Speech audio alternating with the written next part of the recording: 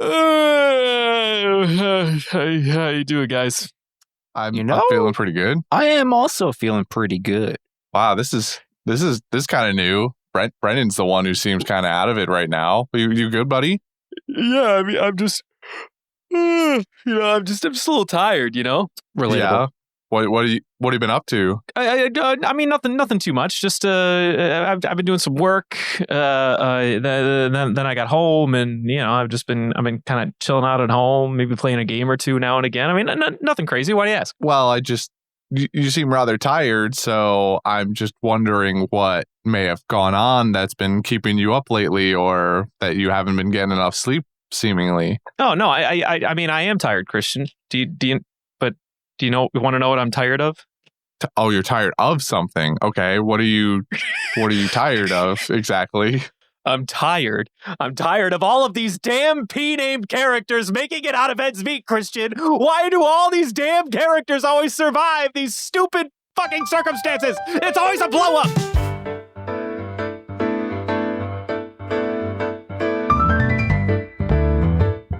Just kidding. A very niche thing to be tired of, I guess. That's Yes. I'm sorry. I feel like I long blinked. You're tired of what again? No, you definitely long blinked. I you know what? I tried. I went for a bit.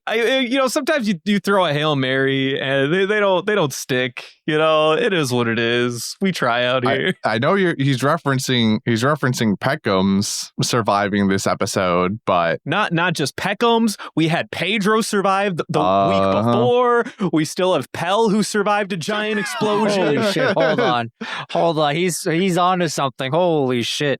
That's what I'm saying, brother. It's always these P characters. They're surviving everything. Yeah. Okay, I need to name my future child's a name with a P so they could just be ostensibly immortal. Oh, I didn't know that. Okay, I didn't realize that's where I was taking us right now. All right, only name options I'm telling my future wife are Patricia and Peter. That's it. Those are the options. Yeah, and that time that Straw Hat Poofy made it out of the Impel Down. That's what I'm saying, dude. It's the will of P, man. It's the will of P. We don't know what the will of D is, but we know the will of P is immortality, apparently. It's functional immortality. Fucking live forever, brother. You cannot be killed. As long as your name starts with a P, no matter what, you will survive everything. Yo, I don't need to do this because I don't need to do anything, but also I won't do this because this would be such an undertaking.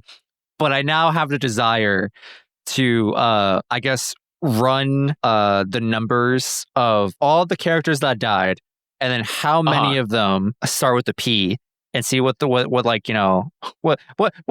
mortality rate if your name starts with a P, really. You know who else survived a stupid explosion that has a P in his name? Fucking Paya from the Skypian arc. Shit. The dad. Oh. Yes. Holy shit. Wait. That's what I'm saying, brother. Do you understand now? Are you as tired as I am? What is this? This is a weird segue, and we can read the summary afterward. But speaking of, go ahead. Speaking of, things that don't survive. Did you guys hear about the Duolingo owl? Yeah, what happened to him? Why is he dead? I guess I did hear that he died, but I kind of thought it was a bit. Nah, the Duolingo owl is dead for some reason. What?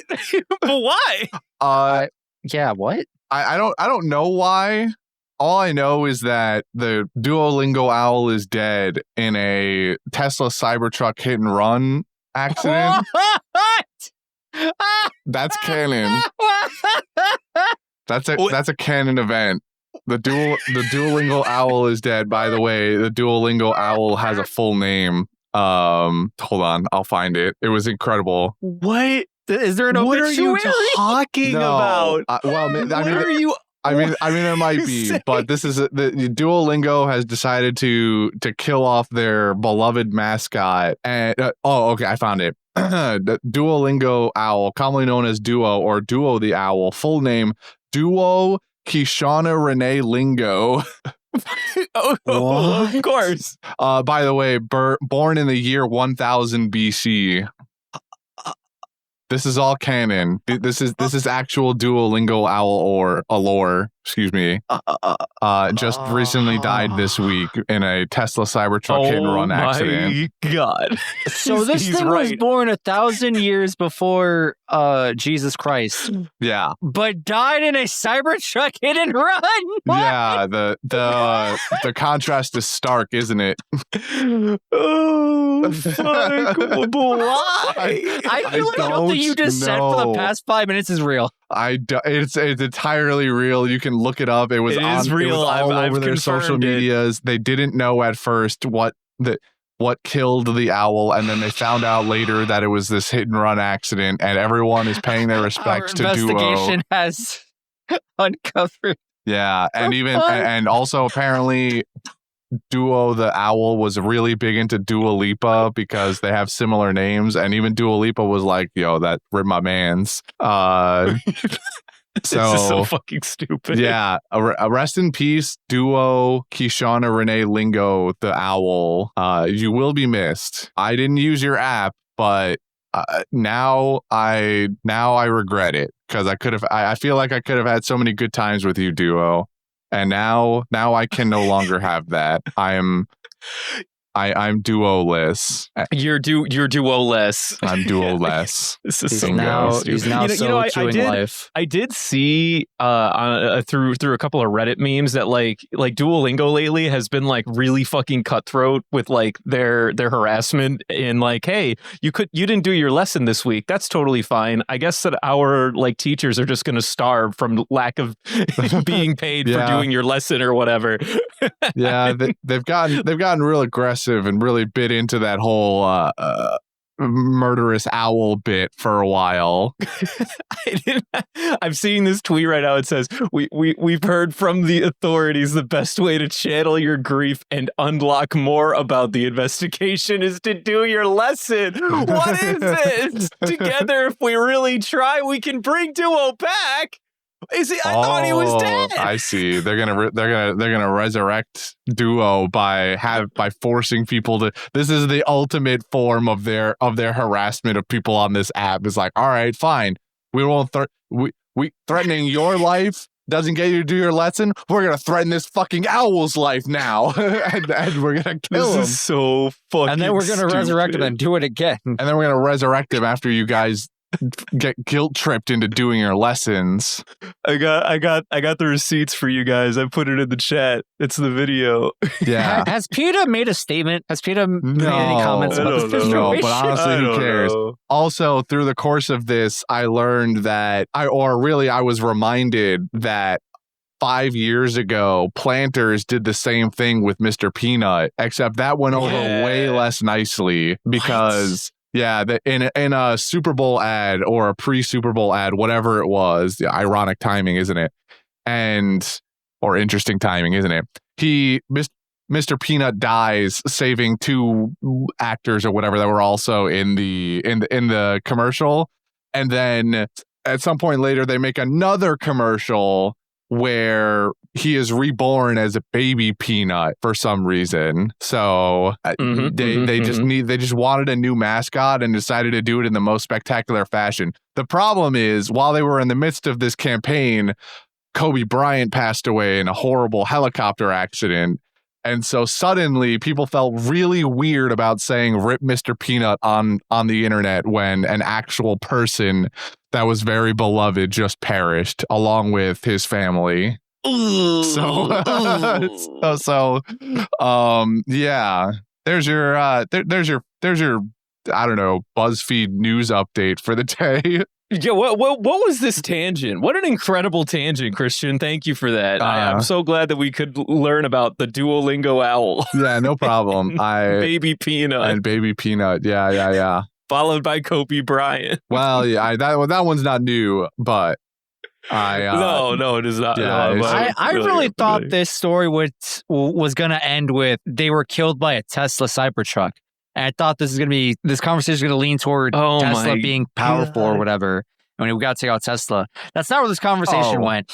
And if you could see my mouth and how hard my jaw hit the floor and how long it stayed there during this conversation. He was on the edge of his fucking seat. He was like, dude, when is it going to be when is the Tesla bit come in? When does Tesla get into the story? The story just got more and more. I don't know. Incredible. Yeah, I agree. I've been having an experience here while you two were talking. I don't know how to describe said experience. But I'm really glad I got to experience it in this brand new chair that I bought from Costco. It has truly changed my life. My quality of life has improved 200%. I enjoy being in my room recording now.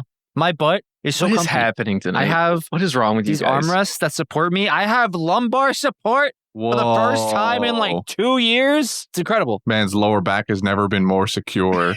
Literally. This is a panda view now, by the way. Apparently it's a panda view. I don't know what this is. How long have we been spending on this? This is actually 12 a pilot. minutes. This is the pilot episode that we're testing for. Pilot for what? We haven't figured that part out yet, man. This is all R&D right now. For fuck's sakes, I hate this. As for our new true crime podcast. Oh boy, yeah, a true crime podcast. Yeah, exactly what we're starting with who killed Duolingo and who killed Justin's lower back muscles. Oh, I could tell you, my sedentary lifestyle. That's what did it. All right. So anyway, believe it or not, we did watch One Piece this week. Right. I know. Yeah, I know. It sounds crazy, but we did. How long have you been recording? 13 minutes. Incredible. I know. I still can't believe it either. This is already a fucking shit show. Can somebody please do the summary before I lose my fucking mind? Sure. Luffy, weakened by hunger, struggles in his tussle with Counter. Is that guy's name? Oh. Yes. I don't remember ever getting that guy's name. Wait, that's actually his name? No, that can't be right. Hold on. Meanwhile, Brook reveals to the Sanji retrieval team that he successfully copied Big Mom's Poneglyphs. As the team prepares to find Sanji, Jinbe warns them of an impending plot that will disrupt the wedding, while also revealing that Pekoms was shot by Bege. Sanji reaches the outskirts of Sweet City, but struggles to find Luffy at their promised meeting spot. However, he eventually locates Luffy unconscious near the remains of Kingbaum, guided by the sweet symphony of his rumbling tummy. After a tough battle, Luffy finally defeats Counter and collapses beside Kingbaum's body. Sanji arrives, waking Luffy with the smell of his bento. Though Sanji urges Luffy to leave without him, Luffy refuses, forcing him to admit his true feelings. Tearfully, Sanji confesses his desire to return to the crew, but feels obligated to protect his family. Luffy, in a very Luffy fashion, says nah, and vows to help him crash the wedding. Following their emotional reunion, the Sanji retrieval team contacts Luffy and Sanji through a mirror shard. Jinbe shares Bege's history and reveals that he is planning to assassinate Big Mom during the tea party. With the looming chaos, Jinbe suggests forming an alliance with Bege, setting the stage for a bold and dangerous plan. All right, I have two notes. Mm-hmm. All right, number one, his name actually is Counter. What a fucking name for one of Big Mom's children. Yes, Charlotte Counter. I don't know if that's supposed to be counter like attack counter or counter like those sweet fucking counters you got in your kitchen. Yeah. But it could be one or the other. I'm not entirely sure. But anyway, note number two, man, I'm glad I made it for this week because hot damn. Oh, one of my favorite episodes, boys. One of my favorites. Okay. Oh yeah, no, 825 is on my fucking list of goats of all time. One of my favorite episodes. Fan-fucking-tastic. Wouldn't change a damn thing. Even with the fluffy filler in there where we're like, oh, let's recant everything that we've seen over the last, 5 episodes that we just got done seeing. Well, let me tell you, when you watch by itself 825 as a standalone episode and you are on a rewatch and you don't watch all these other episodes that lead up to it, man, 825 is fucking perfect. So what I'm hearing Fantastic. is Brendan only watched 825 for this week's recording. Brendan watched 825 lovingly and then was there for 824 and 26. Correct. Yes, that did happen. He is not wrong. And in fact, the only big thing that I like from 824 is Brook's time to shine, but that's just me personally. We do. Well, I do love me a good Brook moment. Do you want to explain to the people what the Brook moment is, Christian? The Brook moment is that despite getting his ass unfairly handed to him by Big Mom, just before that, he managed to snag a rubbing of all the Poneglyphs, or at least the one that You're matters. damn right he did. I'm still like No, a little he got all unclear. 3. Okay. He got all 3. He got all 3. No, we're good. We're good, man. Yeah. My boy came in the clutch. And where did he keep those things? In his empty fucking head. I bet you didn't know that bit was going to make a return to this set of episodes. I did not have that on my bingo card, but man, am I glad that I didn't. Shout out to Brook.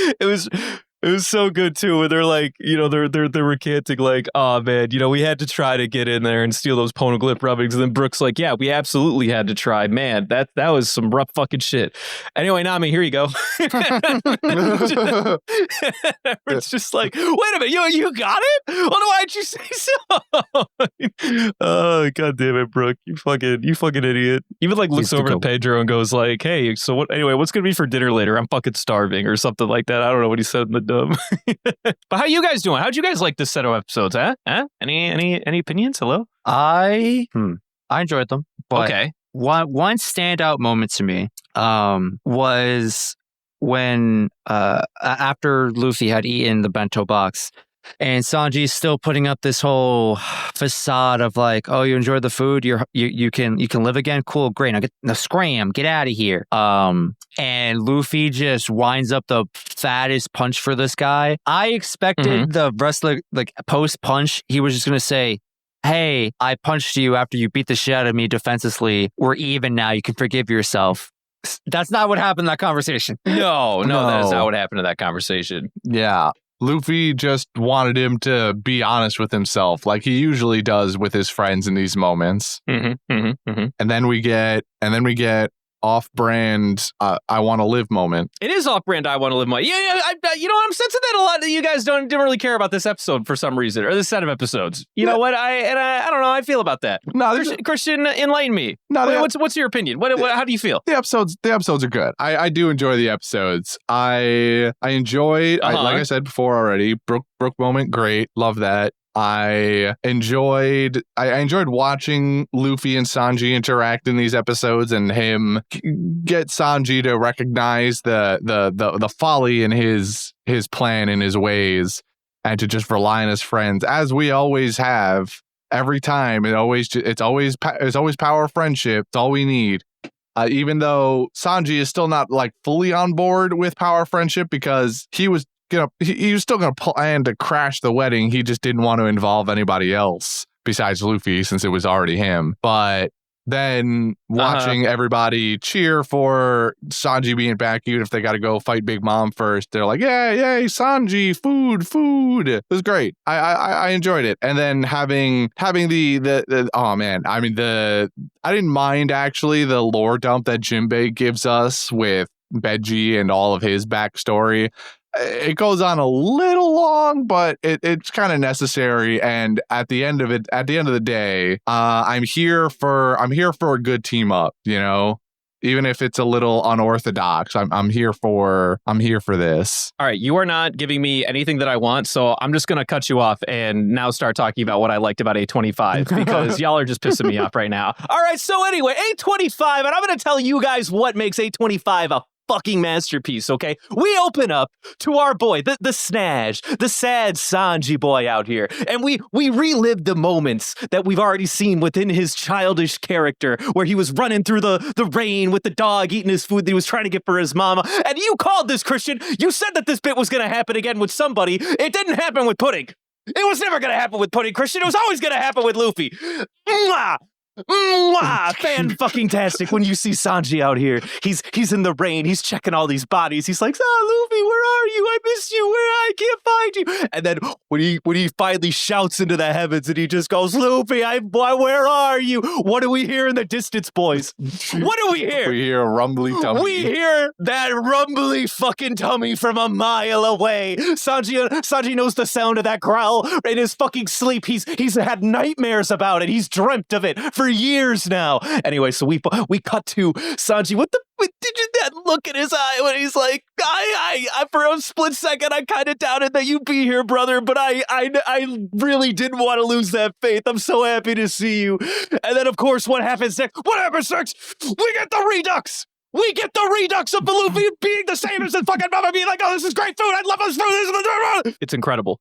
My man is The rabid. bromance. I love this fucking episode. I can't understand how either of you are not so fucking pumped to have this resolution to the climax, He's brothers. fucking feral. I know.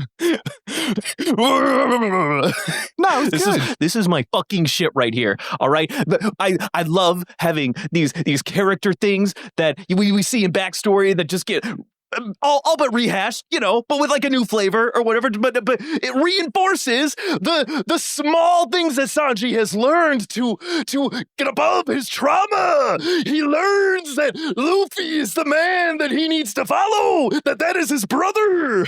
brother. I'm sorry. God damn. Yeah. So anyway, I like 825. It's pretty fun. Just a little bit. It's pretty good. Man.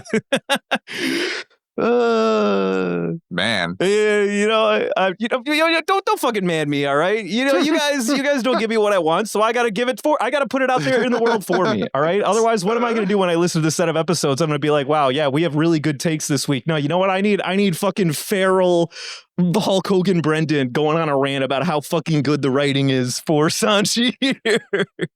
Yeah. That's what I fucking need. Yeah. I appreciate the enthusiasm. The enthusiasm is great. I love it. The episode is good. It's easily the best one out of all three of them. I enjoyed it was great hearing just Luffy's stomach growl. I thought that was the best way they probably could have done this bit between Sanji running around in the field and picking up literally any corpse that looks remotely like Luffy. Which there were a lot of corpses that had a stark resemblance to Luffy for some reason. Yeah, for one reason or another, whether it was a hairstyle or the thing they were wearing, or even someone wearing a pseudo straw hat, and then in the last, even picking somebody out of a puddle of water, like fully, that like if you had any doubts that some of these people are dead, like that man is dead. He's just been that man fully is submerged in this water for hours. So that guy's name does not start with a P for sure. No shot. Also, absolutely no chance. For the record, this is still like syrup rain or some shit like that. So that person drowned in a big puddle of Mrs. Buttersworth. So let's just let's just make sure that is known. To injury? Like what does that have anything to do with anything? It's just funny. Like you don't hear that every day. This is like Duolingo bird dying. It's just sort of a one of a kind event. My fucking God. Okay, Jesus fucking Christ. And then everything's silent. And all you hear is the pitter patter of rain, and then you hear tummy grumble from off in the distance, and I don't know. There's something funny about the fact that it's Kingbaum. He's just up against Kingbaum, and then Luffy later punches Sanji through Kingbaum because Kingbaum gets no respect anymore. Bro, Kingbaum does not get any respect. I completely forgot that was Kingbaum because I don't remember Kingbaum being that big, and just knowing that like we're just chilling next to his corpse is really fucked up. what do you mean? We're just he was a homie, and then he got cut in two. Like it is what it is. Now he's just some dead wood. Now he's just speaking French piece puns. Of tree. What about you, Justin? You haven't given me what I want yet either. All right, this is supposed to be like your first go around. We've resolved like the probably the biggest like issue amongst the crew. In the arc as of right now, like we've got like new problems later of like saving the Vin's smokes and whatever. Even though that's a fucking stupid idea, I think they should just fucking bounce. But that's a conversation for another day or maybe later in the episode. But come on, Justin, you get to live it live. Where you got nothing for me? You can't satiate me at all on this. I think my reaction really is that it was subverted. I expected I think a part of me did think for half a second, a fragment of a second, that Sanji wasn't going to find Luffy. Like I knew that wasn't going to happen, but there was just this little crumb of doubt deep inside my soul that was like, yo, this would be really fucked up if we just tacked on just the final nail in the coffin of Sanji's spirit, where he went out of his way to go find his friend who promised him he would be somewhere. And in his heart of hearts, he believed his friend would always keep his word in that regard. And then just by serendipity, kind of, but like in the bad way, he's just like, oh, I guess Luffy doesn't want to be my friend anymore. That makes sense. I did some really awful shit. Oh, well, back, just gonna walk back to my room, enjoy my last day of life, and then just get blasted by pudding at the wedding. My man just wanted Sanji to fall even further into the deepest pits of despair. Hold on. This is not something I was trying to praying on Sanji's downfall. All right, hold on. No. This is not what I'm saying. These are putting words in my mouth. I'm telling you that I really think he is. I'm pretty sure you're putting these words in your own mouth. No. We're just taking what it means. Literally none of this would happen. I was like literally 99.9% sure none of this would have ever happened. Not even worth thinking about. However, that 0.1% margin for error existed in my soul. And that is what that small margin of error was telling me. That this heinous thing could have happened. I believe this is what I feel like, Justin. This is how I feel right now. What you're telling me right now, this is how I'm going to interpret it. So I asked you a question about how it made you feel. And the real answer is, you didn't care, and now you're backpedaling and trying to manufacture some really interesting takeaway from the situation so that you don't feel like you don't care. Listen, in the moment before the punch, I was not, overwhelmed, I guess, or what have you. You are actually a fucking villain in my eyes. I will never talk to you ever again. I think you are actually evil. You are inhumane. There's something wrong with your heart. There's something wrong with your brain. You do not have even a shred of fucking love in your heart, Justin. You are a monster. You are a monster. Anyway, you can talk now. It's crazy that tomorrow's Valentine's Day and we're just laying. It is Valentine's Day tomorrow, and here you are, being this piece of shit. These two had a moment, and you're just like, man, it wasn't until Luffy punched Sanji that I was really invested. How fucking dare you? How dare you? That's the truth. All right, that's the truth, Brendan. Oh my god, I knew it. I was simply whelmed. I was simply observing my episodes, in a calm state, and then my heart rate went up and my eyes dilated when Luffy fucking ran around the corner and wound up the biggest, fattest punch that honestly can only be reserved for fucking Charlos, in my opinion. Just absolutely mollywopped Sanji in the face one time. And what I expected was, what I said earlier about how I thought the dialogue would go. That's not how it went. He said, "Hey, stupid.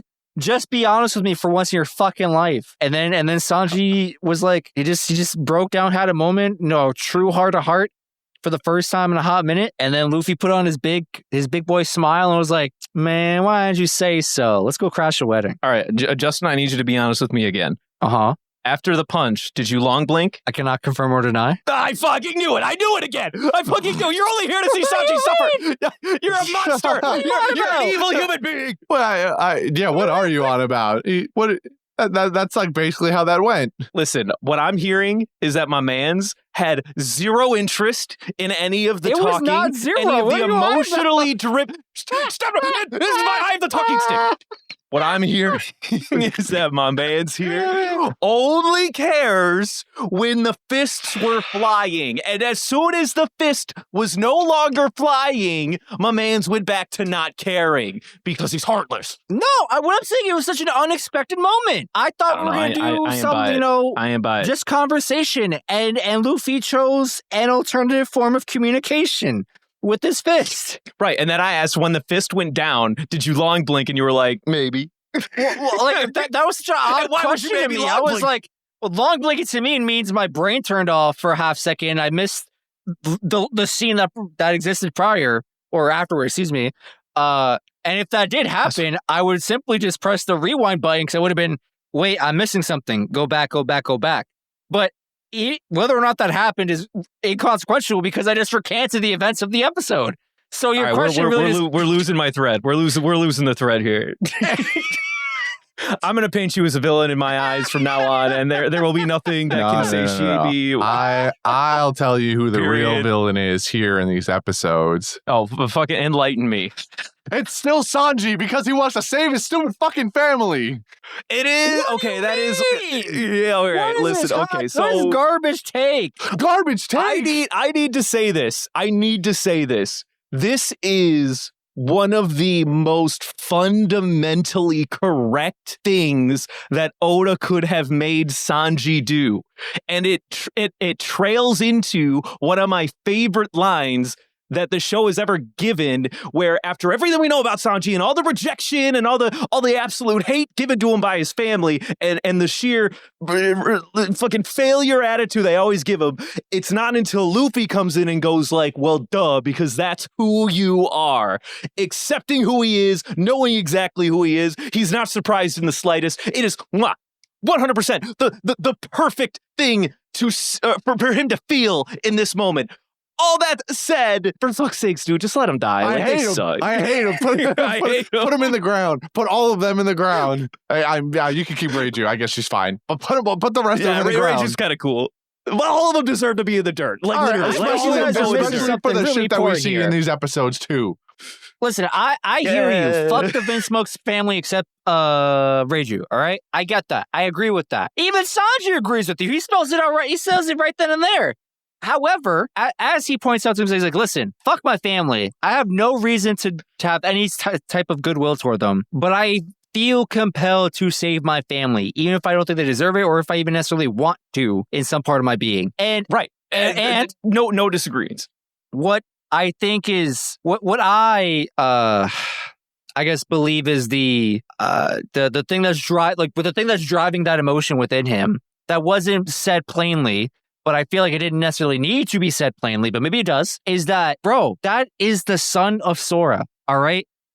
Imagine Sanji not saving his family when he has the opportunity to. Imagine how disappointed his fucking mother would be. That he's like, oh, my sweet boy. Her sweet boy was treated like absolute dog shit for who knows how many years, but he is still such a good person deep down is in him that he may not be able to ever forgive these people. And nor should he, in my opinion. But he is not willing to simply just sentence them to death by just being a bystander. He can't live with himself that way. And I think that's part of his, the part of his mother that raised him, that connects with him, et cetera, whatever. That little part of Sora that lives inside Sanji, that's her radiating through Sanji and acting this way. And if he did not act this way, I think I would be disappointed. And so is Sanji's mother. And that's what really matters here. You know, Justin, I'm glad you laid all that out. I agree with you 100%. All I'm going to say is it's directionally the correct choice for Sanji to round out his character arc. I just don't like it. Because I would absolutely say just let these guys die. It's like, listen, is it the morally correct thing to do that I kind of agree with? Yeah. But in my fantasy anime, I want him to say fuck off to his brothers because I wish I could do that. I want him to murder them himself. Yeah, exactly. I wanted him to be like, take the guns to pudding and put a bullet in between each of their eyes himself. That's all I want. I want a world where Sanji goes like, yeah, we're gonna go through with the wedding, and then like he stands in front of Pudding when Pudding pulls out the gun, and then he just so happens to know that his family's all standing behind him, and he's like, oh no, Pudding, don't shoot, and then like fucking dodges out of the way. At first one who gets a fucking point blank shot to the skull is his dad. Oh no, don't get a quadruple collateral on my entire family. Oh no, not another overkill. Oh shit. Is this the correct thing for Sanji to do morally for his character? Yeah. It was so predictable that even Jinbe was like, yeah, I formulated an entire plan about 3 business weeks ahead of time because I figured you guys were going to do this. And he barely knows Sanji. But he knows Luffy. And he knows that if that becomes a probability, then Luffy is going to dive in head first, no questions asked. So it was so predictable for his character that even Jinbe was like, "Yeah, I've got this sorted out. Don't even worry, I got a plan. Don't even sweat, bro. I got you." And then we kept going. But do I hate it? Yeah, absolutely. They're all scum. Sanji is a better man than me in this regard. I don't think I would feel the same. I would not feel the same. I would want those fuckers to burn. I'll be honest with you. I'll be real. He is a better man than I as well. I would want them to burn. I would want all of them to burn. I'm gonna be totally fucking straight with you. complete lunacy. But that's anime, and that's Sanji for us. That is Sanji for us, man. What a wild ride their fucking this fucking shit was. I know, dude. I know. But hey, at the very least, we've resolved it. Sanji is no longer against the crew. He's no longer in distress. Even Brook isn't in distress. I'm sure you guys made a joke that he was going to be the new fucking damsel in distress for the arc or some shit like that. Even though he was totally fine. Did I call it? He is the arc princess. Okay, I figured. Yep, the arc princess. Whatever. Wait, we're talking about Sanji or Brook? Hold on, I blinked. Brook. Yes. Okay, yeah, to make sure. Sanji's back. We're all good. Well, except for the part where Nami's like, I'm never going to fucking forgive you. But you have the rest of your life to make it up to me. Yeah, I'm never going to forgive you. But let's table that for now. We got bigger fish to fry. Let's table that for now. I didn't know you could just do that. I didn't know you could simultaneously have a very serious statement such as "I will never forgive you," and then also simultaneously be like, "But we don't got time for that." So anyway, yeah. We now have Sanji who's on board. We now know the parameters for what we want to do next. Okay, the parameters are: we wish to crash the party. We wish to save the Vinsmokes. And I guess now we wish to assassinate Big Mom at her own damn party? Yeah. Well, go ahead. Go on. So, skipping a little ahead. So Jinbe proposes, first Jinbe gives us a whole backstory about, Capone Bege, and what a ruthless guy. Yeah. How do we like Bege backstory, Christian? Do we like? I mean, I'm fine with Bege backstory. Bege backstory is fun. Yeah. Christian's Italian, so I'm sure he appreciates the mafioso lifestyle. That's what I'm saying, man. It's exactly what I was thinking. Yeah. So we get this whole backstory. The Sopranos backstory here. Yeah. Where Capone. I didn't know they had Jersey in this universe. Okay, here we go. He's just like I assume the way I would describe him is like power hungry, but in a very particular format where he only ever targets the true head honcho. He has no interest in second commands or any goons underneath that command. He wants number one. He wants to take out number one him damn self. And then Big Mom is it's no even different. funnier than that. He doesn't want their territory. He don't really want their influence. He literally just wants to murk heads of households, take their money, and then just watch from afar as the power vacuum fucking starts and all the other families in the surrounding area start eating themselves up. Crazy stuff. So Jinbe is informed about this. He's like, yeah, so this is how Capone operates. And in case it wasn't obvious, he's going to kill Big Mom. He had a 20-step plan of how to become key to her lifestyle, her family, and then blah, blah, blah. Attack her from the inside. Double agent shit. And so Jinbe's like, listen, I know you don't like this guy because, he shot Pekoms, took Sanji from you to begin with, this, that, and the other. But I think we should consider an alliance with him. And from what the end of 826 shows us, it appears that they come to some type of agreement. We don't know the details of what happened in between or afterward. But Luffy's not gonna kill Big Mom. I mean, maybe Luffy might not. I'm sure I'm sure part of this whatever agreement they end up coming to will involve Bege being the one to put the final bullet in her. But obviously we're gonna get a fight between Luffy and Big Mom somehow. Whether or not the assassination attempt goes well enough, who knows? But I'm curious to see what kind of plan we end up going with here, because I'm sure Bege had his own thing. I wouldn't be surprised if we open up the next episode, because they end this episode 826 in very dramatic fashion with some banger fucking pieces.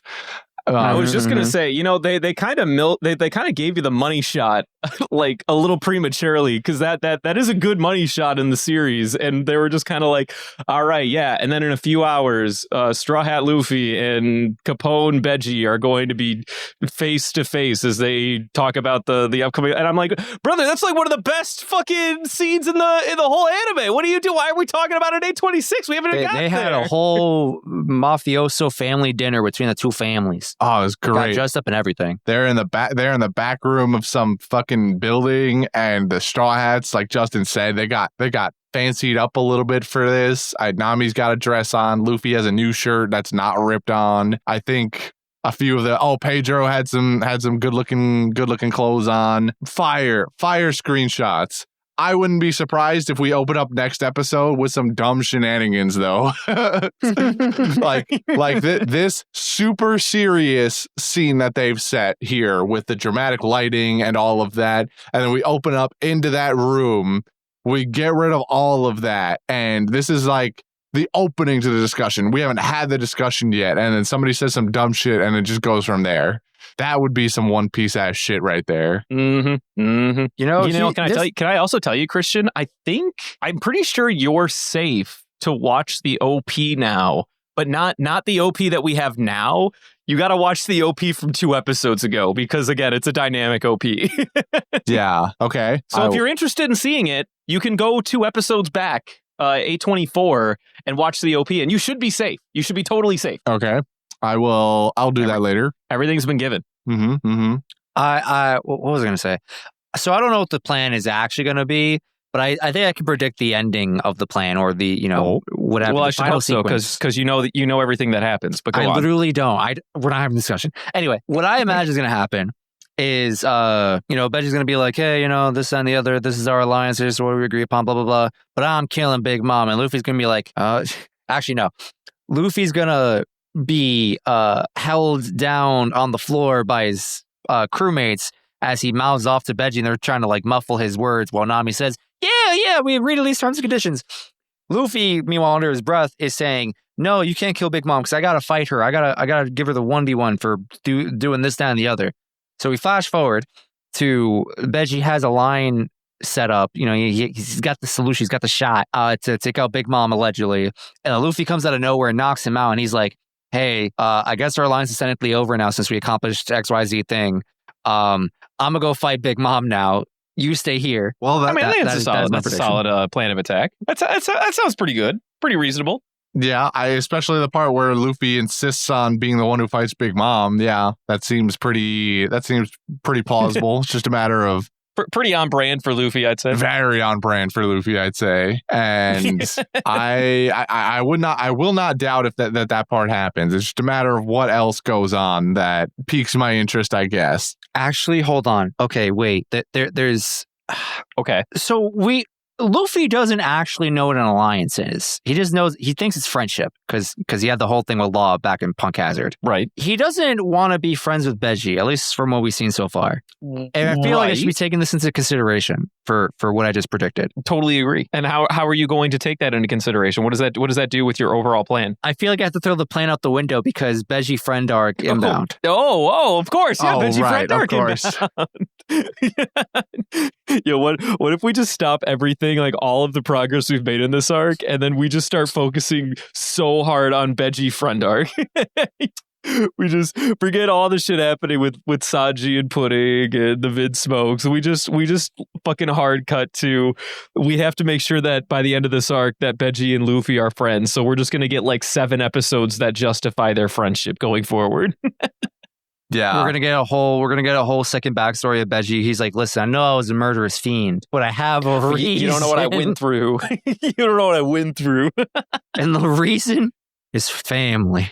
It's always family. Always has been. Mm-hmm, mm-hmm. I do like that Jinbe comes out here and he's just like, don't worry, Luffy, I've already thought of everything. But since you're still the captain, so anyway, Pekoms got by Bege, and Luffy's like, wait, I like that guy. And then Jinbe's like, hold on. I get it. I like Pekoms too, but before you write him off as the enemy, hear me out. And then Luffy's like, do I gotta? Luffy's like, where is this going? Sounds kind of awful, actually. I know. I really like this. That Jinbe already knows exactly how Luffy's gonna react. He's like, just hold on, hear me out here. We want similar things, and he's already planned an assassination. I say we piggyback with him. We should ask. He's already planned an assassination, and there's only 10 of us to fight Big Mom. Stop including us in your numbers. Stupid fucking bit. It's so fucking dumb amidst all the serious So those talk. two are going to be part of the plan, right? Like, I don't know what role they would play, but they're the 10. Jinbe was now wrong. He said there's 10 of us, and there's going to be 10 of us. Absolutely, yeah. 2 are just going to be unwilling accomplices. Yeah, and then Big Mom's going to take their soul lives. Mm-hmm, right? Mm-hmm. I love, God, Jinbe is just the best, because while having this serious conversation about this very serious topic, he has picked up Chopper by the horn, just manhandled the poor little guy, and Chopper's just chilling for his own benefit. You know, he's just he's just there holding the piece of glass shard, the mirror shard. Walkie-talkie Chopper is my favorite fucking Chopper. He just picked him up by the whole horn and held him up near his mouth and said, I can't be fucked to hold the thing myself, so it's too tiny. I need you to be my phone. My whale shark fingers they're not dexterous enough to hold this shard of glass, and for some reason your hooves are, so come on up, baby boy. Get up here, my son. Please become my tool of communication. You are phone. Jinbe, what is my purpose? You hold a piece of mirror while I talk to it. Oh, okay. Oh, fuck. Yeah, he's totally down. He's very into it, by the way. He's like, oh, sweet. Finally. If I think Chopper was like, he was so focused on this too. He's like, oh, don't worry, Jinbe. I won't move I won't even twitch. You use me as your walkie-talkie. No problem at all. God, I love Jinbe so much. Oh man, what a dumb fucking bit. Oh, that's good. So anyway, we resolved Luffy v Sanji. Sanji's coming back. I'm sure we're gonna save his stupid fucking family, as much as I hate to say it. Yeah. Fucking weak. I mentioned a few weeks ago that the way that the Tea Party gets crashed is that Sanji teams up with his family in order to overthrow Big Mom. And while that can still technically be on the table, we've done a pivot from that. And instead of teaming up with one group of people we didn't really want to do this with, we're teaming up with a different group of people that we don't really want to do this with. That we really don't care to do this with. Yeah. And so now we have this situation where allegedly, we still don't know for certain yet that we're gonna get Bege and co to help, but I find it funny that there's still this parallel here that we're very begrudgingly maybe gonna team up with people, and now it's even worse, because now it's team up with people we don't want to do this with to save people we don't want to save.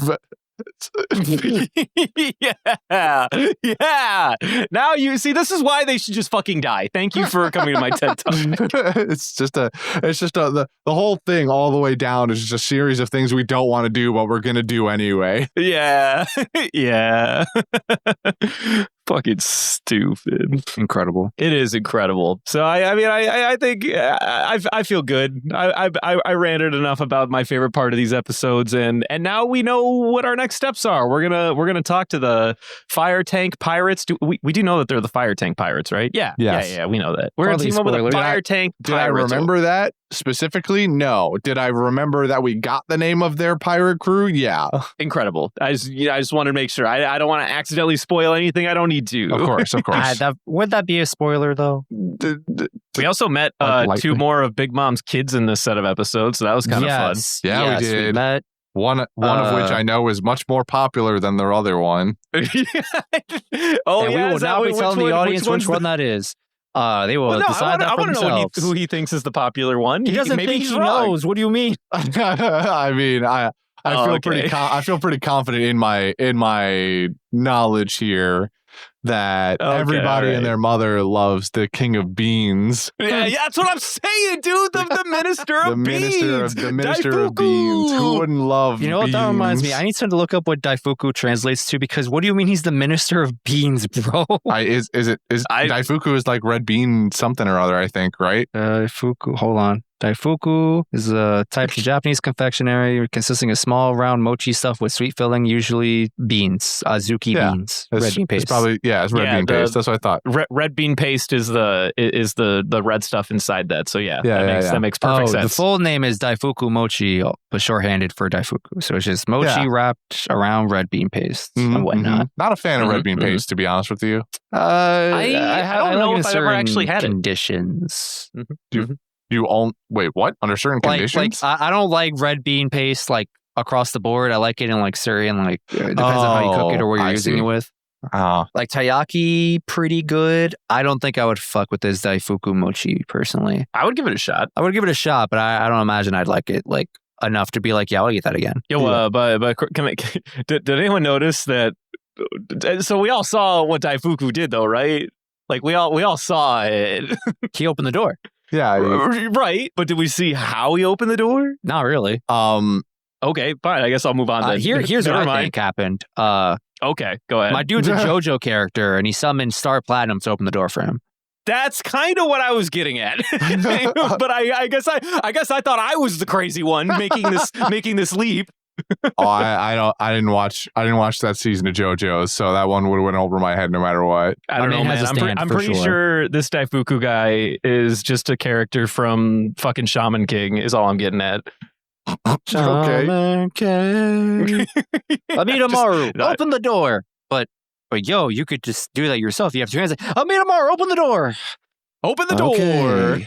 All right, that's all I had. I want to ask about the other one because apparently we know too much about the other guy. Well, okay, I don't know too much about the other guy. I know exactly two things. I knew this name beforehand. I didn't know when I was going to meet this character. Katakuri is who I'm referring to. Big Mom's second son, and the other thing I knew was that people like him. I don't know in what way, if this is like, oh, he's a great villain kind of character, or they like his boots with the spurs. He's like, yeah, his boots with the spurs. All I gotta say is, don't forget we have an entire community that tries to mommify Crocodile, and he's literally got no redeemable qualities whatsoever. So keep that in mind. Oh yeah, I mean that's fine. There's a different reason we try to mommify Crocodile, because what a great bit that would be. That would be a really good bit, actually. So I mean, like that's essentially the extent of my knowledge. Is that Katakuri's name I heard before, and I've heard that people enjoy his character. That's literally it. I don't know what he looks like, other than now that he has seemingly reddish hair or something like that, and it seemed like he had a scar. I think, I don't know. It was dark out.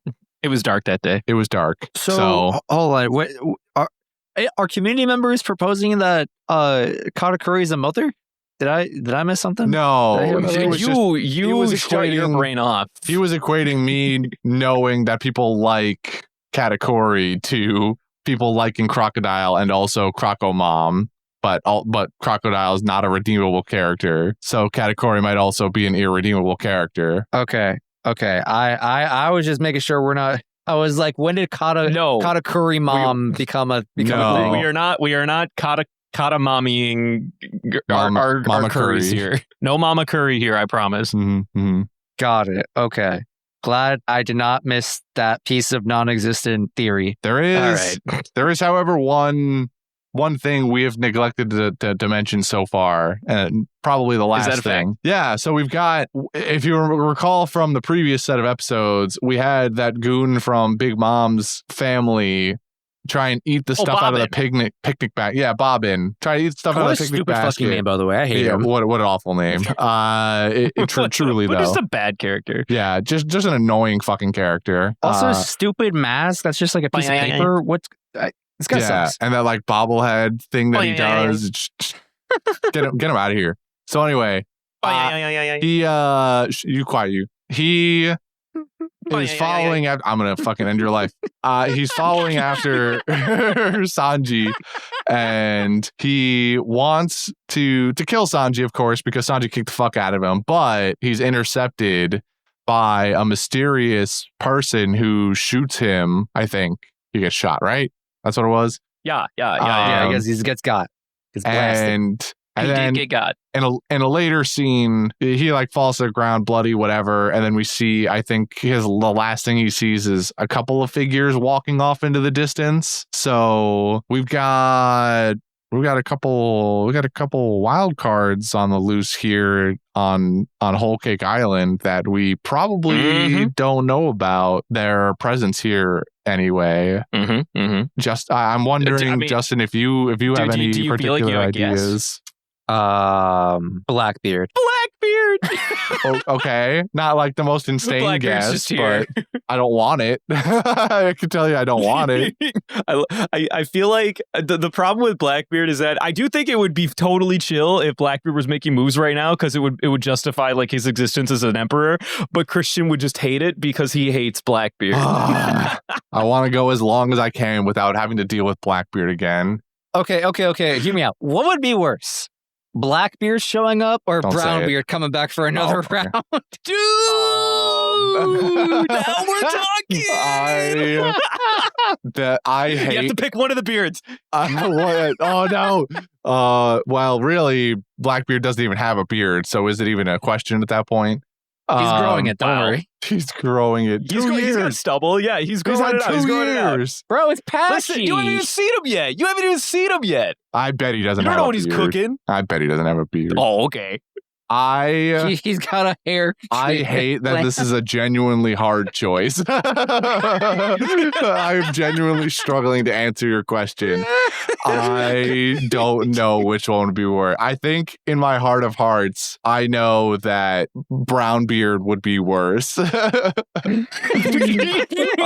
my heart of hearts, Blackbeard would be more acceptable to show up on my screen again than Brownbeard. I just cannot. Blackbeard at least means that the plot is progressing in somewhat of an interesting direction. If Brownbeard shows up again, they're just reaching for anything to fill the plot. I would love if Brownbeard made his way back into the fucking show, dude. Fuck off. I would be so fucking happy if Brownbeard made his way back into this. I thought you were gonna show. say like Foxy or something, not Brownbeard.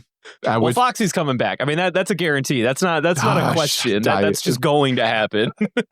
You don't need to worry about Foxy. He's coming back. Oh, don't you worry. I'm not worried. I am not worrying about Foxy. He's gonna become a new emperor, or not an emperor, a new warlord. He's gonna meet you had the it right the first time when Big Mom is eventually defeated by the end of this arc. Who else but Foxy slides into the position? Who else but Foxy? No, I don't think I really have a good guess here. I think, like, in terms of specifics, it feels as though the mystery crew might be Marines of some kind.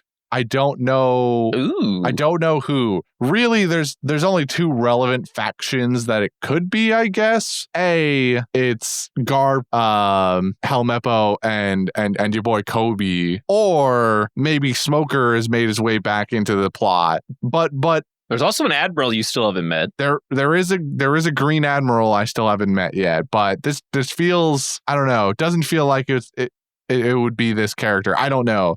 Of the three options, it is most likely that one, just based off of the fact that Bobbin was shot with a gun and nobody in these other groups of people that we already know really use guns. So I don't know. Also, the likelihood that Garp's crew would just gun down a pirate in cold blood is probably low. So that kind of also rules out them. But I don't know, Smoker would probably do it. I think Smoker would get a motherfucker. Smoker would have sure. no qualms about gunning down a pirate. But again, not a big user of guns. So I don't know. It feels as though it's some marine faction, but like maybe it's CP, maybe it's CP0 or something. I don't know. Operating on the cover of night, but who knows? Ooh, that's I truly have no specific guesses for this one yet. All right. Indeed. I know who it is, so I can't tell you. Well, yeah, I mean, I wouldn't expect you to. It'd be kind of shitty if you did. Your vow of silence is appreciated. Yeah. But No worries, I'm gonna ask you to I'm gonna ask you to break that vow of silence. Tell us what we're doing next week. Next week, well, I didn't realize it was already. Next week, we're going to do 827, and we're going to watch through 829, in fact. Yeah. All right, and with that being said, moving on to quotes.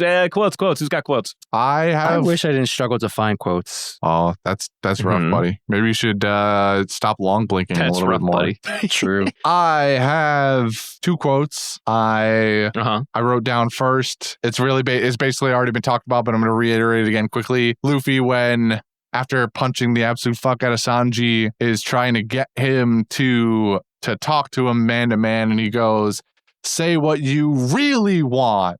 And then Sanji starts crying, and he does his, I want to come back on the sunny. I want to be with my friends and cook for them and feed them and shit. And it's all very sad and nice. The other quote is from Sanji himself when they're on the mirror phone and Luffy tells everybody that they're going to go crash the tea party, and Sanji is mildly upset by this. Maybe not necessarily upset, but is like, "Oh, Luffy, shut the fuck up, Luffy.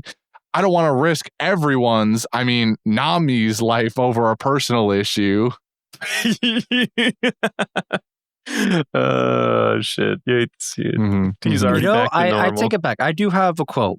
Kind of. So when Luffy's going through the bento box and he's chowing down, he points out that Sanji made everyone on the crew's favorite meal, or whatever, and he mentions that Robin and Frankie's favorite foods was I guess Robin presumably just eats a sandwich. I don't know what kind of sandwich, and then Frankie likes burgers. And something about that particular line of dialogue just confirmed for me that Robin and Frankie are meant to be together forever as husband and wife.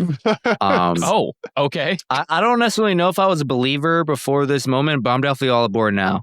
Oh, my man's been... The Frobin ship is he's a Frobin shipper now. The Frobin I'm ship. here for it. Wow, I'd love that for them. I'll leave with my first one. Comes from the Bony Boy himself, where he goes like, "We know that we couldn't miss this opportunity. If we ever came back here again, we would be absolutely stricken with a all-out pirate war." So anyway, Nami, here you go. Anyone got any fucking food? Great hard cut. Walks away. Doesn't even it wasn't even a problem. Wasn't even a challenge. In fact, you don't challenge the Soul King with this easy fucking task. Easy shit of his life. I will stand by it forever.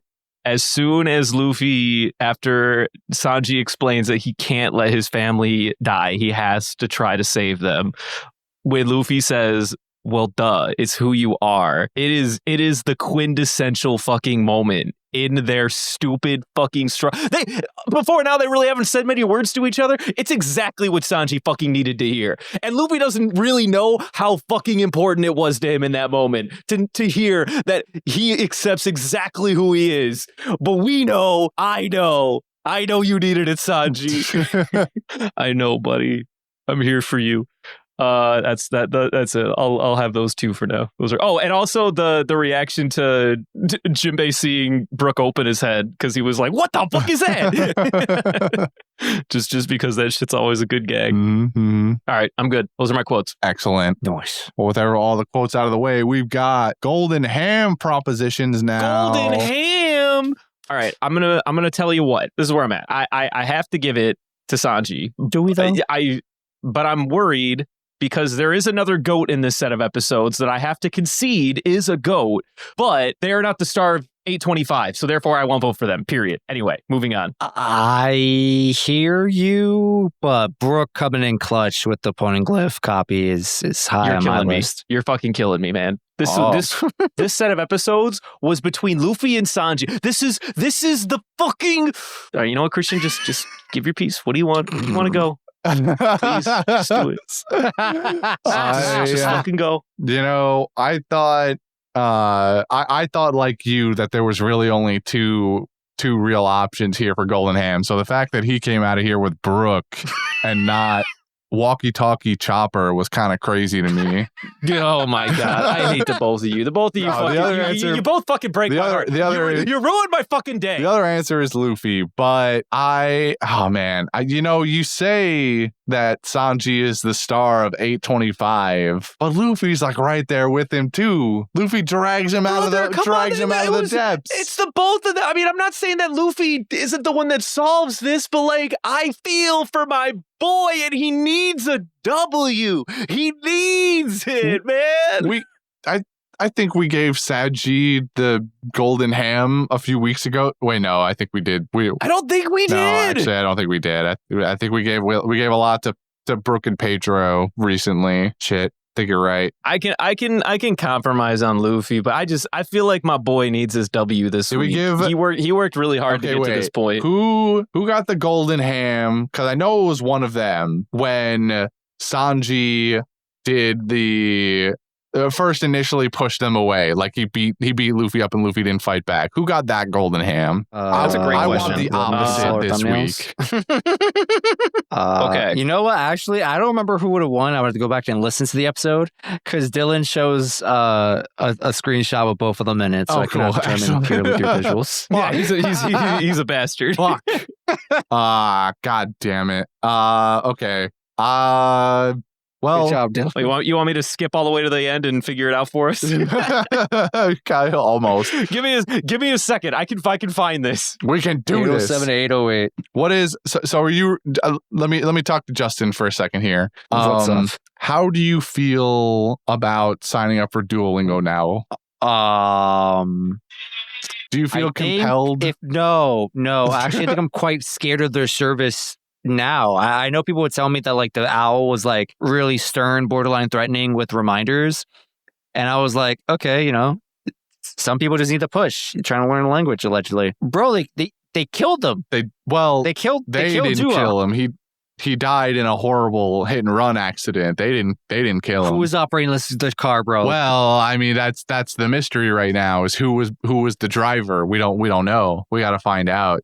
Bro, there's license and registrations and cameras in the world. It wouldn't take this long, bro. I think that Duolingo has other mascots that sort of help you along in the app, like with activities or whatever other shit. So they're all sus, bro. I'm not trusting them. That's what I'm saying. Maybe like if it was truly an inside job, maybe it was one of them. Like I don't know what their names are, but I think I remember reading earlier today. Man, what a fucking article to read in the middle of my lunch break, too. By the way. I found all about this today during my lunch break. I'm just sitting there eating my fajitas at lunch and suddenly, wham, I'm hit with this conspiracy news about Duolingo Bird dying. And I'm like, oh, did Duolingo headquarters just have a pet owl sitting around that they just had in the office and people went up and fed the pet owl? No, they're talking about the actual mascot being dead. And so now I'm confused, but also morbidly intrigued. It was very strange. I was intrigued about how they were killing their mascot in the same way that I was excited to read more about those shitty Disney horror movies that were being made into an entire universe. Okay, I have an answer, and stop talking about the stupid owl. We gave it to Luffy that week. All right, well, I'm okay with giving it to Sanji for this one then. Yeah, let's go. I'm fine with it being the opposite on this one. Fan-fucking-tastic. I really could have gone either way, and I didn't want it to go to numbers because fuck numbers, but we still hate numbers out here. Sorry it took so long. You went on a fucking rant halfway through when we were in the middle of Golden Ham in the episode saying like, well, I have some choice words for you saying that Sanji's made a mistake here. And I was like, I'll fucking skip through this. I'm pretty sure we picked Luffy. I just want to make sure. I got a lot to say. You always got a lot to say. Fucking shut the fuck up already. Oh, anyway, okay, well, fuck me. So the guy who shut both of us up to talk about 825 at the beginning of this episode. You're damn right I did it. I would do it again. I'd fucking do it again. I'll do it again right fucking now. I'll do it again right fucking now. Forget all this. Erase this entire podcast. I'm just gonna paste Lemon T's fucking Sanji analysis video in place of this podcast episode. Oh no, we're here with a copyright. Fuck these guys. They don't get it. They don't understand. All right. Nah, we're cool. She would give us the rights to share her content. Sure. Oh right, I didn't think about that part. Oh well, yeah. No, we're friends. Never mind, Lemon T. I wouldn't do that. Justin's got a line. We should be friends. Yeah, man. I'm sure. You sure if I hit her up in her DMs right now in Discord, she'd be like, "Yeah, totally. Let me give you the." All right, stop distractions. What's next? What comes after the golden ham? We gave it to Sanji. Woo! Woo! The fan mail. Pulling up my email on my different tab right here. We got a letter from Dustin here. I don't know why I said it like that. Yeah, why did you do a southern accent? Hi, hey, my name is Dustin. Feel free to say it. I've been caught up with the One Piece manga since around just before the time skip, and I read weekly. Got my girl into the show about 4 years ago, and my stepson has started getting into it recently too. That's cool. Hell yeah. Question for y'all. I've always appreciated the diversity of fighting styles shown in One Piece as someone who has spent almost 2/3 of my life training and fighting, and was wondering who has each of your favorite styles in the show. To Brendan, if they haven't shown the person yet, I'm having a stroke. Why can't I read today? Basically, if there's a spoiler character, be light, don't be too heavy-handed with the spoiler. And Justin, we already know it's Zoro. But actual answer is I'm a guess that Justin's favorite is Sanji and Devin's is Frankie because Mecha. It's a shame Devin's not here to confirm or deny that. Although you are 100% correct, Sanji does have my preferred fighting style in this show. I remember a joke from a comedian. I want to say it was Kevin Hart, but it could have been anyone. And they were, talking about fighting or whatever. And they were like, bro, imagine watching a person take their foot off the ground, hit you in the face, and then put it back down. Imagine you had to watch that and be like, I let that happen to me. And that's great. I agree with that. That's hilarious. I let that happen to me. Kicking is great. I actually, I've got a couple answers to this question. I feel like I'm going to pick two characters, even though that sounds illegal, but for different reasons. Nah, shoot. I think my favorite one in the show might be Mihawk, but specifically because I remember both just through haphazard analysis videos that I've seen, which believe it or not, I don't spend hours every day looking at analysis videos of characters and their fighting styles. Usually more about their like emotionally driven analysis videos or like characters anyway. But one thing that always caught me or caught my attention with Mihawk is apparently when Oda originally paneled like the manga, and when they did it in the anime when he was first introduced during the Baratie arc and whatnot, they were very careful to change up his sword style in mid fight. Like when he used the dagger, he was very fencing oriented, and then when he switched over to his big blade, he switched over to how somebody who would wield a katana would use a katana or something like that. And I really appreciate that. That's a lot of really fun detail. That the quote unquote world's greatest swordsman, by extension, then you can expect that he has mastered every variant of sword play. And I really respect that. I respect that little detail. That's really fun. Now, in terms of characters with wild fucking abilities and its application, fucking Ivankov's got it fucking a mile away. Are you kidding me? That shit's way too much fucking fun. Death Wink, fucking face mirages all over the fucking galaxy Wink, into turning herself into themselves into whether it be a babe or a man, whatever the fuck, whatever your fighting style floats in the moment. That's just way too much fucking fun, dude. Abso-fucking-lutely. It's gotta be Ivankov. All right then. That's respectable. That's my answer. That is respectable. I gotta admit, and I might have said this before, but I'll reiterate it now. I too am a sucker for more kicking oriented, or at least lower body, sort of using your momentum fighting styles. So Sanji does actually have probably one of my favorite generally to watch across anime, and he uses it creatively enough in the show with the different kicks and being able to walk on air. You kick so fucking hard that you bounce off the air molecules. Just so fucking sick. And I loved when they introduced Moonwalk all the way back in like Water 7 with CP9. So then Sanji learns it and I get to see it all the time. I think I also, and weirdly enough, kind of on the opposite end of things, I kind of enjoy the simplicity but sheer power that comes from Fishman karate. Like, yeah, Jinbe especially has this supreme mastery over it, where with very simple movements that just wholly embrace the Bruce Lee method of I've practiced this punch 100,000 times to the point of perfection. There's something about that also just really tickles me. And among all of the crazy shit that happens in this show, with all of the weird powers and the weird applications that users have for it, like you're talking about Ivankov is one of the more ridiculous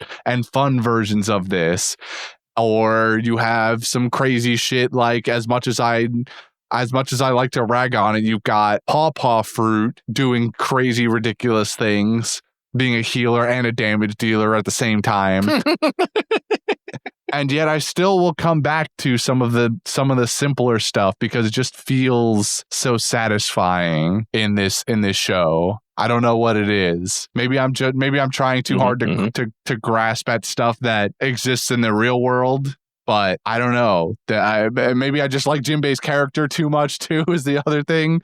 But well, you know, the other thing is that when you pick Fishman karate, you're basically just picking waterbending, and that does feel really cool. That's true too. I fuck heavy with waterbending. That's a good point. You know, if Jordy were here, I'd bet he'd say he really vibes with Kung Fu Dugongs. Oh, 100%. Yeah. But those are the answers. Moving on to the other part of the email. Excuse me. They put a screenshot of a comment they put on Spotify, and I'm glad they did that because I made a mental note of this comment, but when I went to go back and look for it, I just lost track of it. But they wrote, "Hey, Outball crew, been wondering about this for a while. Call it a Lyme theory, but since gerbils don't have long lifespans, have y'all force-fed Shorty the Japanese? Hold on. Have y'all fed Jordy the Sunanezumi fruit? God, why is this so hard to read? Which I'm gonna need that in English, Chief. Hold on. I looked this up before. What? You didn't look this up before? I did look it up from your. I just forgot. I know it's a rodent. I just don't remember which kind of rodent. Sunanezumi. Nezumi is like a mouse. Sunanezumi. Does it just mean like eternal mouse? Okay, no, it's literally Japanese for gerbil. Okay. So did you feed Jordy the gerbil fruit and then have to replace him with Dylan? In my head canon, that's why he hasn't been on the podcast in a while. Yo, I like that. I like that. Jordy's dead and he's a gerbil. That is not the reason, but that's the lore now. Yeah. It's my lore now. My lore. Yeah, I don't care what the real reason is anymore. Yeah. It's my lore. Yeah, the real reason is currently being erased from my brain as we speak. It'll be gone by the end of the episode. Yeah, yep. Jordy unfortunately ate the gerbil fruit, and that's where we got Dylan from. Yeah. That's how we got Dylan. Also hamster, not a gerbil, but still. Yeah, no, Dylan's a hamster, but before we had a gerbil, and then we upgraded to a hamster. Well, no. He was always a hamster. This is a good bit. This could be a really good bit. This whole time we've been calling him a hamster, but he's secretly been a gerbil the whole time. We're just fucking stupid. Yeah. Also, fun fact that I remembered from my research however many days ago, Sunanezumi translates literally to sand mouse. Oh, there you go. And finishing off the email here.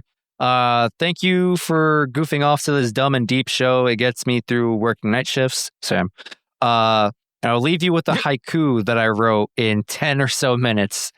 Did not double check my syllables. I trust you. Bread Boy is a nerd, but that's why we love him. So, One Piece otaku. Justin will spoil. Knows too much about whole cake. Lies. Gonna get needles. Okay. Listen, Christian. Give in to communism. Robin is for all.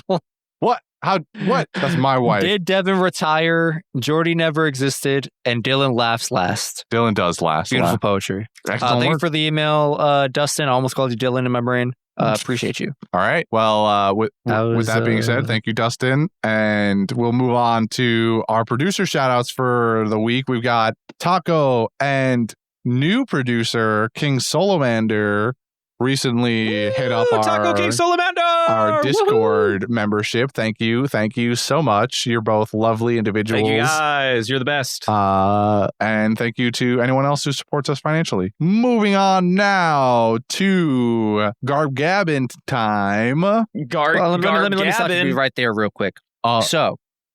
But before we pull for the Garb Gab, I'm running back last year's special for the month of February. We will do a Valentine Award every week or whatever. Halfway through February, we're starting. Yeah, we're good at planning. Well, at least we're starting the day before Valentine's Day, so it can't be all bad. Yeah. It's the day before Valentine's Day for us. So for the next 4 episodes, we will have a Valentine Award plus whatever we pull out as Garb Gab. As your regularly scheduled Garb Gab. Well, do we want to do the Valentine Award first and then pull, or? I think so. That feels right in my mind. Okay, well, let's do that. All right, guys, hear me out on this. So we're going to do the Valentine first then? Yeah. Yes. All right, hear me out on this. We're going to give it to Luffy because Sanji just got the golden hand. I'm not giving it to Luffy because I hate him. I'm giving it to Luffy because Valentine, and I want them to share this. Oh, you want friends to lovers to enemies to friends to haters? Yes. I didn't follow anything you just said. But yeah, I picked Luffy. This week Green G got on my nerves a lot, so I want to give it to Green G. Like his whole family sucks, but Green G I felt like had a lot of spotlight and being a little. Well, I mean, forget it to people we hate. We might as well just give it to the Vin Smokes. Like, we just hate the Vin Smokes. I'm not opposed. The collective Vin Smoke family. The collective Vin Smokes. I mean, you won't hear me argue. Okay, fine, but fuck it is what it is. Valentine Award to Vin Smokes. We hate you. Want them all dead. of you. Fuck you. You're cool. Fuck you. Nice. Red G's the you're cool. I certainly didn't think it was Red G. So it might have been Blue G. I'm glad you clarified. It is not Red G. I can promise you that. If it was going to be any of them, it was going to be Red G. Red G hasn't really done anything in particular yet, but he's definitely still an asshole. Mm-hmm, all right. Now moving on to the Garb Gab again. All right. Which one of you? Which one of you's going in? Not it. I'm going in, brother. Give me that. I'm deep diving. Wow, he's so excited, man. Even his love for 825 is really blinding him to the horrible atrocity that he's getting himself into right now. I mean, so anyway, Christian. Hey. Yeah. Is there something? You ready? Did you say something about atrocity? No. Like you're gonna have an atrociously good time. Oh, okay. I was gonna say because when your head was turned, I went into the bag and I was happy to pull out this Valentine's cookie. Everything's cool with the cookie, right? Well, yeah. So I said an atrociously delicious time. Ooh, they're heart-shaped. Yeah, they are. They're heart-shaped. But like I still don't like the way you said that. You'll notice that there's nothing like frosted on them or anything, so you are going to have to take a bite out of it to get to the piece of paper on the inside. I treated them like fortune cookies. Sure, but why did you say I was going to have an atrocious time? Well, just I'm trying to flex my vocabulary, and lately I looked up what the word out the thesaurus for the first time in 10 years, bro. Yeah. I typed into Google synonym for amazing, and it came up with atrociously. Wow, they really got to train that AI a little better, huh? Yeah. So anyway, by all means, take a bite of the cookie. Oh wait, I think I typed in antonym. Why'd you hesitate like that? I mean, I'll do. Well, I'm sure it's fine. I'm okay. I'm gonna bite this cookie, and nothing weird's gonna happen, right? Right. All right, I'm gonna eat this cookie. Don't eat a hole. We need the paper. Oh my inside. god! Yeah. Why did you put the whole thing in? I just told you there's a piece of paper in there. So it was good, right? Okay. I put all the Straw Hat's favorite foods into one cookie. How'd you do that? Christian, that was horrible. That was the worst tasting cookie I've ever had in my entire fucking life. What is the matter with you? What? After all I do. You mixed fish with pasta, with burgers, with sandwich, and you made it all into the taste of a cookie? Yeah. It's a feat of What is wrong with you? A feat of baking engineering, quite frankly. Oh, I got the piece of paper. Okay, it didn't all go down.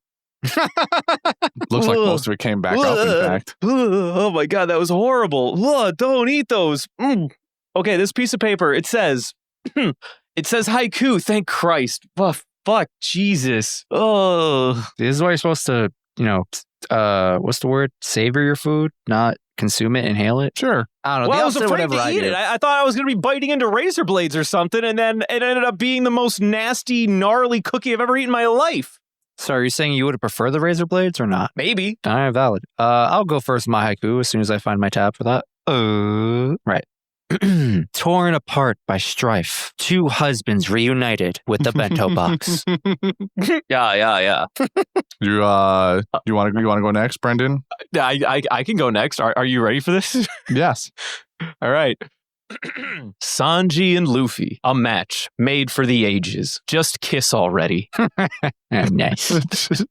two shipping haikus in a row. Okay. Are you gonna make it 3 for 3? You're gonna make it 3 for 3? I am unfortunately not going to make it 3 for 3. I had a slight, wow! What a fucking! I guess I got a different memo here for this one.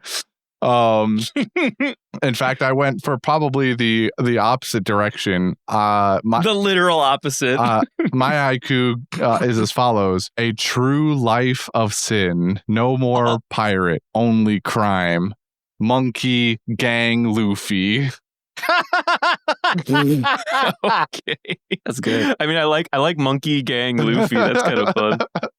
I took the last screenshot of the episodes and ran with it. I loved it so much. The mafioso lifestyle was calling a Christian. It was such a deep, passionate muse for him. Yeah, my Italian roots were screaming to get out.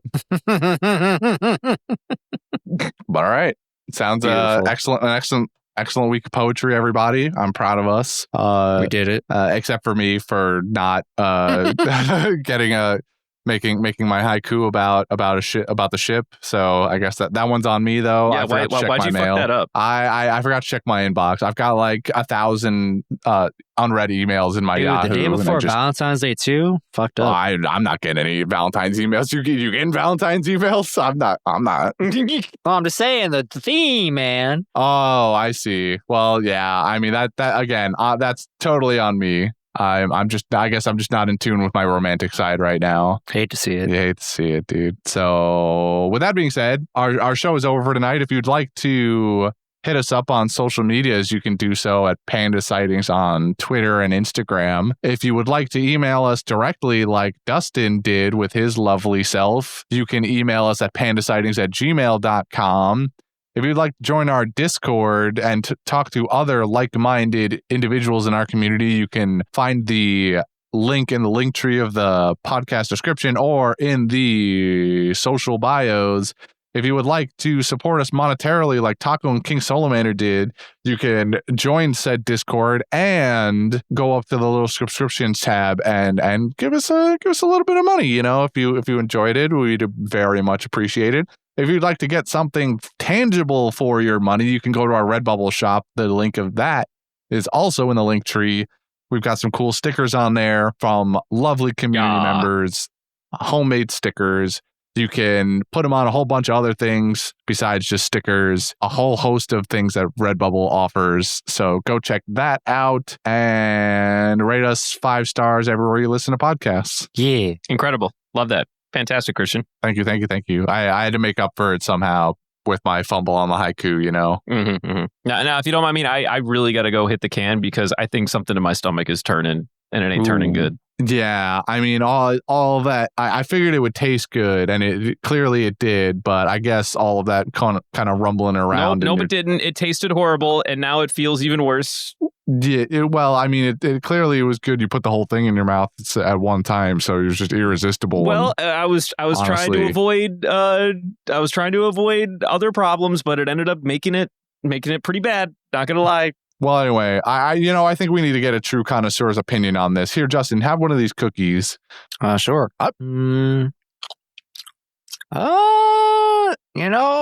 Not my cup of tea, but I think there's something here. See? You just got to tweak the recipe. This man knows. Oh, wow. Look, the second time that you were baseless and fucking wrong in the night.